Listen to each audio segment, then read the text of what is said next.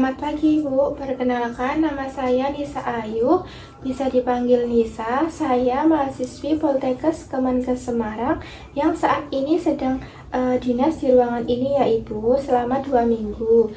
Dan kurang lebih 1 minggu lagi saya di sini. Hari ini saya dinas pagi dari jam 7 sampai jam 2 siang ya Ibu. Saya yang akan merawat Ibu selama di rumah sakit ini. Nama lengkap Ibu siapa? Dewi Santi. Baik Ibu, Ibu senang dipanggil siapa? Dewi. Baik Ibu Dewi ya. Bagaimana kabar Ibu hari ini? Dan bagaimana perasaan Ibu saat ini? Saya selalu mendengar bisikan seorang laki-laki yang mengejek saya. Baik Ibu, dari yang saya baca dan data pengkajian Ibu, alasan masuk karena mendengar suara mengejek Ibu. Kira-kira yang menyebabkan apa Ibu? Tidak tahu. Tidak tahu ya Ibu. Berapa sering Ibu mendengar suara yang tidak diinginkan? Lumayan sering. Lumayan sering ya. Berapa lama suara yang Ibu dengar itu berlangsung? Sebentar. Sebentar ya Ibu. Dari mana Ibu merasa suara itu terdengar? Dari luar. Dari luar ya. Berapa keras suara yang Ibu dengar? Seperti bisikan. Baik. Apakah Ibu yakin suara tersebut berasal dari diri sendiri atau luar? Dari luar, Sus. Dari luar ya. Seberapa sering isi suara yang didengar itu bersifat negatif Ibu? Sering. Sering ya. Apa isi suara yang Ibu dengar? Suara ejekan untuk saya. Suara ejekan ya, baik Ibu. Seberapa sering Ibu merasa tidak nyaman oleh suara yang terdengar? Saya sering tidak nyaman, Sus. Sering tidak nyaman. Seberapa besar ketidaknyamanan yang Ibu rasakan? Sangat tidak nyaman. Sangat tidak nyaman. Seberapa baik Ibu dapat mengendalikan suara yang muncul? Saya belum bisa mengendalikan. Belum bisa mengendalikan ya Ibu, baik. Apakah Ibu belum mengetahui cara mengontrol halusinasi dengan benar? Belum. Belum ya. Apakah Ibu tertarik untuk melakukan setiap suara muncul? Iya.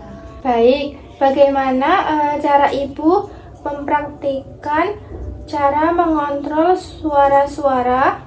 Nggak tahu. Nggak tahu ya. Apakah dengan cara yang Ibu lakukan suara itu bisa berkurang, Bu? Tidak. Tidak ya. Baik. Bagaimana kalau kita diskusi tentang cara mengontrol halusinasi dengan menghardik? Apakah Ibu bersedia? Bersedia. Bersedia ya. Apakah Ibu belum mampu mengidentifikasi adanya halusinasi suara yang tidak didengar dengan orang lain? Tidak. Apakah Ibu tidak bisa membedakan antara realita dan halusinasi? Tidak. Tidak. Apakah Ibu membutuhkan teknik mengontrol halusinasi? Iya. Iya. Baik Ibu. Berapa lama Ibu mau berbincang-bincang? Bagaimana kalau 15 menit saja? Iya. Baik Ibu, 15 menit ya. Ibu mau berbincang-bincang di mana? Di sini saja ya Ibu. Baiklah, di sini ya.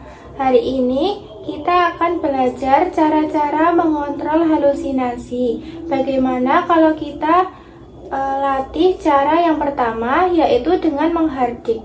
Apakah Ibu sudah mengerti apa yang dimaksud mengontrol halusinasi dengan teknik menghardik? Tidak tahu.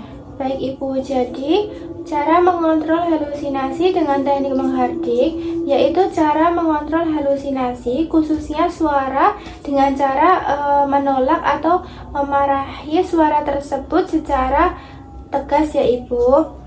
Dengan teknik menghardik, tujuannya yaitu agar Ibu merasa lebih berkuasa atau halusinasi dan bisa membedakan mana yang nyata dan tidak, yaitu waktu, komitmen, dan kesiapan mental, dan juga posisi harus tahu jika sedang sendiri atau dengan orang lain Ibu.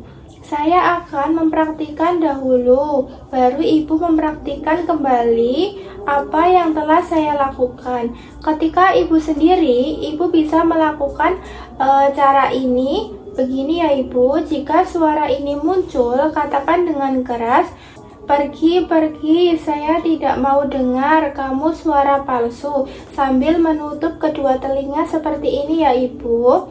Ketika Ibu sedang di keramaian, Ibu katakan tidak dalam hati saja.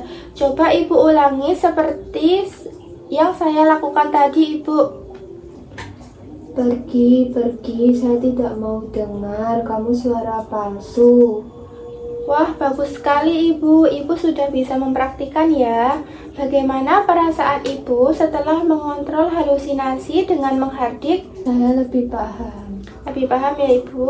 Baiklah Ibu, masih ingat tidak kita berbincang dan belajar apa? Tentang cara mengontrol halusinasi. Baik, coba Ibu sebutkan lagi apa pengertiannya, tujuannya, dan yang perlu disiapkan. Pengertiannya itu mengontrol halusinasi dengan cara menolak atau memarahi suara tersebut dengan tegas agar saya merasa lebih berkuasa dan bisa membedakan mana yang nyata atau tidak. Yang disiapkan itu waktu, komitmen, kesiapan mental, dan posisi. Baik, bagaimana cara latihan yang sudah saya ajarkan tadi, Bu? Dengan cara mengatakan pergi, pergi, saya tidak mau dengar kamu suara palsu sambil menutup telinga seperti ini.